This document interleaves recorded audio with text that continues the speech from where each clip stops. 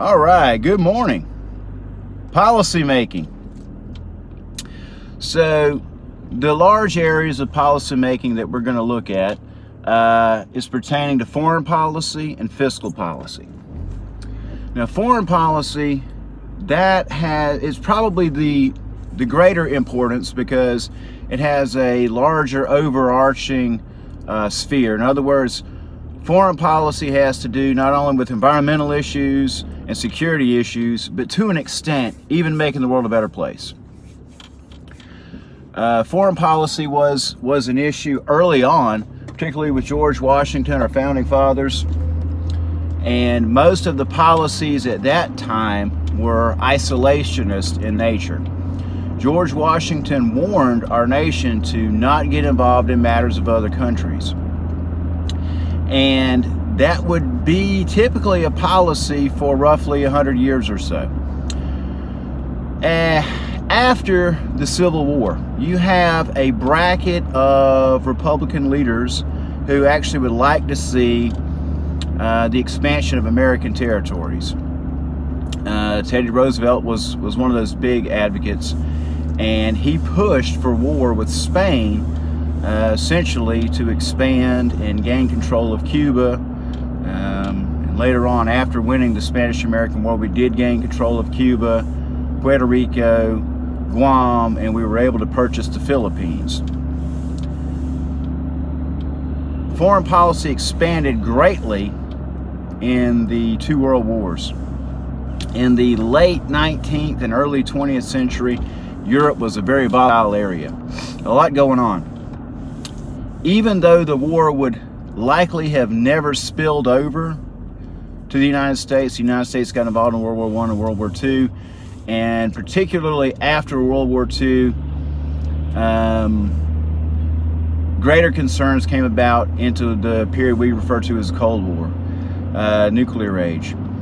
So then you start seeing policymakers moving from being isolationists to being movers and shakers, to being heavily involved, to being relatively liberal in terms of foreign policy. Still, even in modern American government, foreign policy's greatest priority is national security. A fairly close second is probably environmental, and then to an extent, even making the world a better place. The United States has had some involvement with United Nations. Different presidents, particularly Mr. Clinton, loved the United Nations. You'd wake up one morning and stagger to the motor pool and realize, your M1A1 tank had been spray painted white and had a big blue UN symbol on it. Oh my gosh, I'm going to Bosnia. We have a couple of different theories amongst our politicians about how to handle foreign policy. You still have old school isolationists. You have neoliberals and neoconservatives. With neoliberals, the idea is protecting the culture of the nation with whom you are assisting. With neoconservative policies, typically when we go to assist another nation, we tend to want to leave our imprint. We want to build an ally, but we also want to invoke American culture in their nation, within their borders, under the premise that it's going to make us a stronger ally. When it comes to foreign policy, you have different layers or different levels or stages of Congress. As we've talked earlier in the semester, Congress was highly respected by presidents for the first 100 years. Presidents are very happy to take a back seat to Congress, particularly beginning with Teddy Roosevelt. You almost see a competition between the executive and legislative branches. So, for the majority of our history, Congress has supported the president in his, whichever president, in his foreign policy philosophies. Particularly in the Cold War, we see a change. Eisenhower, for example, wanted to stop the spread of communism in Southeast Asia, wasn't supported by Congress. You see the same thing come about with President JFK and Lyndon B. Johnson.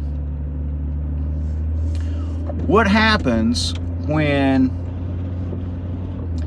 Congress decides to limit the power of the president? Well, the 22nd Amendment gets ratified, limiting presidential terms. What happens when the president hopes to limit the power of Congress? Not a whole lot happens. When we start looking into fiscal policy, there's a couple of different areas that are big expenditure items, big ticket items.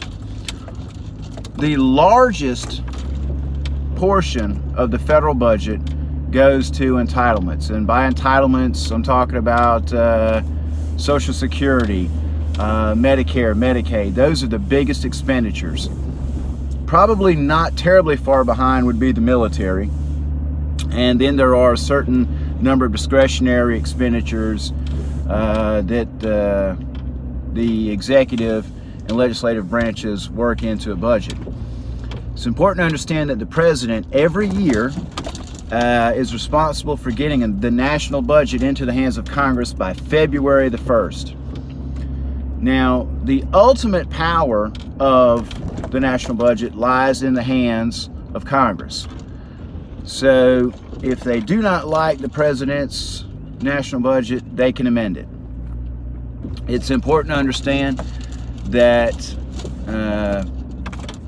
changes in fiscal policy came about particularly during the term of FDR. And certainly we were dealing with a number of issues, the Great Depression, following the stock market crash of 1929. Prior to the New Deal, the American philosophy of government involvement in spending or personal loss was much different than it was today. Prior to FDR, if a hurricane or a natural disaster destroyed your home, you lost everything you owned. That was a terrible, horrific thing. Bad luck got you. Act of God. However, after FDR, we picked up a number of, for lack of better terms, welfare policies that shifted the philosophy. Now, oftentimes, Americans tend to look to government as a regulator. So when horrible things happen, in the minds of many, it's the government's job to do something about it. So whereas we previously were concerned with, or we would rely on insurance and capitalism to manage the economy, we've gotten into the habit of looking to Big Brother. Our economic system in America is capitalism, and capitalism has a number of benefits. One of them is if you are innovative, motivated, and you're hardworking, you have the potential to enjoy social mobility.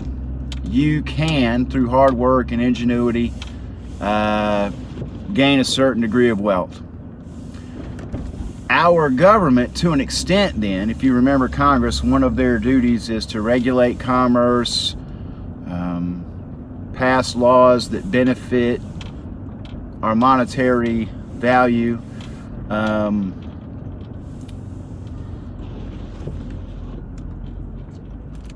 for supporting capitalism. Oftentimes what Congress or the president will do will try to support businesses in the terms of tax breaks or in the terms of benefits to keep business going. We've seen this in a number of times in the last 20 years, 15 to 20 years, government bailouts. We may be seeing another one, with the airline industry. And oftentimes these practices are put in place just out of dire need. The Great Depression, let me get back to that. There are a number of historians and political scientists who agree that the Great Depression could have been lessened if Congress had been doing a better job of regulating commerce. In addition to the Treasury Department, after the Great Depression, again, part of New Deal policies, we gained the Federal Reserve Board. And the Federal Reserve Board, together with the Treasury Department, works closely and carefully to monitor the value of the dollar and to keep our economy somewhat solvent. Another fiscal item that came out of the New Deal was Social Security. And Social Security at the time was a great thing.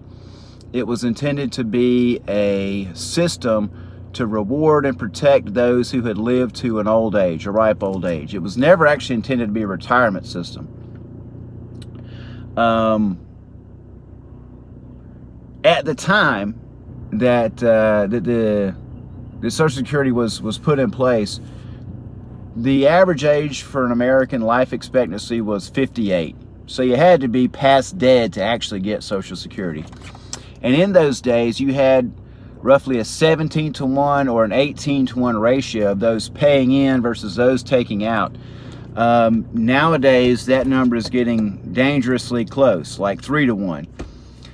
And when you look at any of your news channels, Fox, MSNBC, you see a couple of different discussions about debt and deficit. And obviously, if you're not careful, it's a lot of times these programs, they sort of try to make debt and deficit sound like the same thing. It is somewhat unfortunate that our attention politically gets shifted from dire fiscal issues to social issues.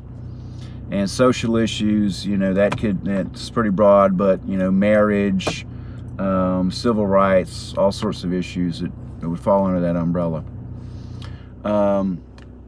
But expenditures in the area of entitlements make up roughly 2/3 of the national budget.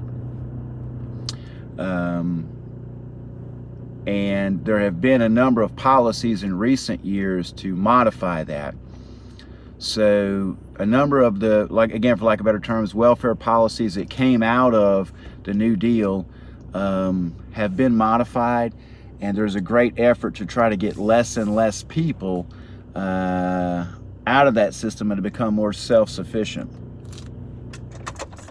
One of the greater equalizers for our economy is capitalism.